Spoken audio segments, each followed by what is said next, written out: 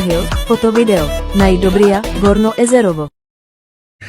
Здравейте, скъпи приятели! От името на Осман и Фикрие каним всички близки, познати и приятели на сватбата на тяхните деца на Амет и Анифе, която ще се състои на 22 месец 2026 година. Ресторант Рози, град Бургас от 18 часа. Разбира се, ние Лео Бен ще бъдем там и купона ще бъде на Макс. Очакваме ви! Seni benim sarayıma sultan yapacağım, prenses yapacağım, şefka yapacağım. Dizi dizi takılar altın takacağım. Olmaz diyen ne di maymun yapacağım.